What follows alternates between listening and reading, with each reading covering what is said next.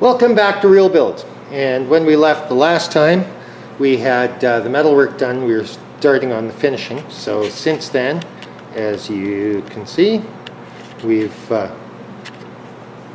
started the body filler and sanding process.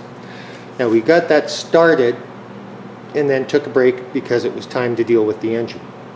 So as you can see, the main important repairs, the structural repairs, have turned out well. We've primered some of the little spots on this side after sanding them, and we have hit everything at least a series of times with the rust converter. So we're well on our way on that. So it was time to make a change. We got the basics done. We knew the structure was good. It was time to get the engine going. So let's take a look at that. Now, as you can see, we've been busy. Hood's back on. Everything's cleaned up. The engine is in place. And yes, you missed the first fire up. And that was anticlimactic, would be to say the least. The first startup was a disaster. It fired up. It ran really badly, with barely idle. Big problem. So we had to step back and start working through things.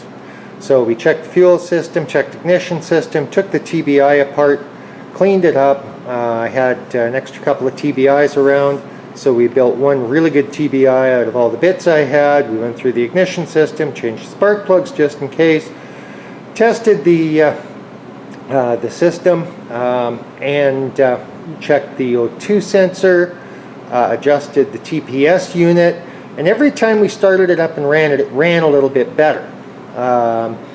So we were making headway. I kind of figured it was the fuel filter, that after sitting for all those years it must be getting plugged. So I ordered one, and while I was waiting I kept playing with it and playing with it, and this afternoon my wife walked out, and by this time I had it running up to about 3,500 RPM, and she wondered what the stuff was coming out of the tailpipe. So I went back and looked, and it turned out the stuff coming out of the tailpipe was a problem of my own making. Now you'll notice whenever I build an engine, I plug all the ports with a soft cotton rag. Well, I had made sure to pull them out on the intake side of this one. I had forgot on the exhaust, so the poor thing was trying to run with plugged exhaust ports. Eventually, after revving it and playing with it, it puked all the rag bits out the tailpipe and started to run really good. So we went over the whole system again, tweaked everything. Now she runs like a charm. But there's a message here. I've never made a mistake like that, but I did. Anybody can. That's why you always have to double check your work. I got a little cocky, and it cost me hours of diagnosis and overhauling stuff that probably didn't need it. But had all the parts on hand, so all it cost me was time. So let's let you see how she runs. Okay, we're all set to go. I'm going to fire it up in a sec. But some things I want you to notice is how clean and neat everything is. We've either washed, scrubbed, or painted everything, including the bottom of the hood, so it looks good. This doesn't cost money, it just costs time. Along the way, we've gone through, checked all the lights, make sure everything works, replaced a couple of bulbs, did some other stuff. So it's been a step-by-step process to get here. Now, it's only been a day or so since we last chatted, but it's a lot of work, but not a lot of money. If you're willing to put the time in, you can do some really cool stuff for not very much money. Now, let's show you how she runs.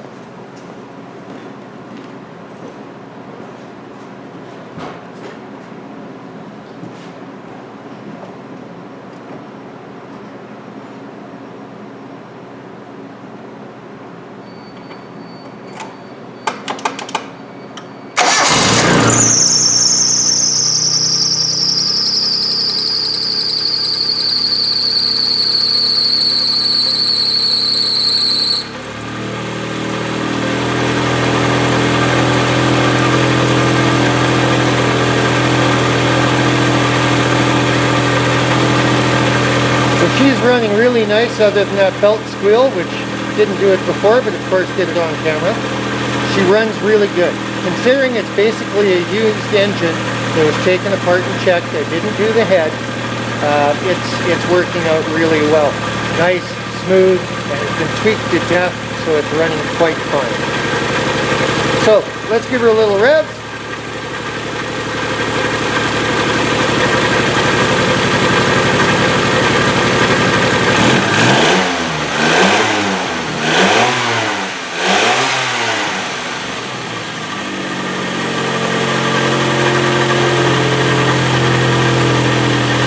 No smoke, no blue, no problems, good compression. It's just a good little motor. So we've come a long ways in a short time on this project for not very much money. I'm going to be starting to piece together the final budget here pretty quick. And true to form, I've confessed all the errors and mistakes. The next steps are pretty simple. We've got it running good. We've got all the mechanical ills. Now we just want to try and make it look a little nicer, make it a good driver. And then we'll total things up and let you know how we made out. So from Real Builds, take care. Hey there from Real Builds. We hardly ever show you this side of the car because there was so little to do. But thought I'd give you a shot while I give you an update.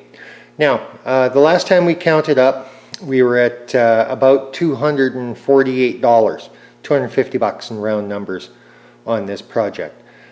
Since then, we had to buy some additional paint, some more MIG wire, a few other things. So right this second, we're at about 300 bucks. Now, I don't know about you, but that car looks like an awfully good deal, especially the way it runs, for 300 bucks. Now, we're not quite done. Tomorrow is going to be bodywork day. We want to clean it up because part of the deal on this was that it had to be a presentable little car. Now, the only places that we're cutting corners being cheap, and I'm not proud of what I'm doing, but I don't have the budget or the time to do otherwise, is on both sides right in here. Now, you'll recall there was a bunch of rust in there. It's been cleaned up, bondoed over. I need the car. It's as simple as that. I don't have the time or the money to deal with it right now. But everything else, and the important stuff, the structure, has been properly repaired and is as strong, maybe stronger than it used to be. But that said, you know, fair is fair right in there. Yeah, we cheated. We just covered it in Bondo. Come summer, you know, if the car's still around, I haven't blown it up or it hasn't failed me in some catastrophic manner, maybe we'll cut that out. If the car stands up, I would like to build another engine for it. I have most of the pieces remaining from the high performance engine, and I've got a good block. I think this thing could be a fun little ride. And again, on this side, this has been repaired properly. This has not. Ahead of the rear wheel, Bondo over rust. Behind the rear wheel, remember we welded that up, filled it properly. It's been done right. The big work in here has been right in this area where we had to go in, cut the rocker away, repair the inner structure, rust coat everything. We've sprayed it down with 2 or 3 different brand names of rust converter and rust protectorant, and then welded the outer rocker panel back on, all of it with thicker material. And the welds aren't pretty, I admitted that, you've seen the pictures, but there's lots. So it's the farmer system. Instead of 1 pretty pass, you got 3 or 4 not so pretty, and we ground it back down. As you can see on here, the door gaps are good. Everything else is looking pretty good. And time's coming to finish her off. So tomorrow we're going to finish off the body filler and shaping. And again, I'm not a body man, but we're going to do the best we can with what we got, and decide on what contrasting color to put on. I'm not buying any paint. Whatever's in the cupboard is what's going to get used. I live in northwestern Canada, and a white car in the winter time is a death sentence as far as I'm concerned. You won't be seen So we've got to put a contrasting color on the top. I'm thinking a red or a black, depending on what I got the most of, and make sure everything that's been repaired gets multiple coats of primer and paint, and make it look good. Speaking of look good, this little monster does have a great interior.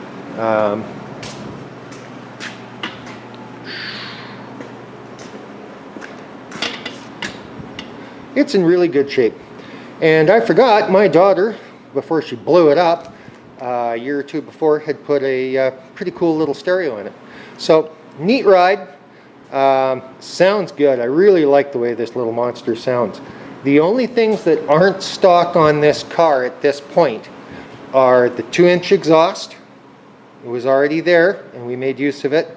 And the fact it's been lowered a full coil all the way around. So it's a little lower, a little better exhaust. But all in all, other than that, she's stone cold stock. So we're going to have some fun and see what happens. We've even gone back to the stock tire size. Again, because I had them, and they are winter tires, and this car is mainly going to be a winter car, unless we come up with some other projects for it. So until we come back after we play with body filler and paint, you guys have a lot of fun. We'll talk to you real soon.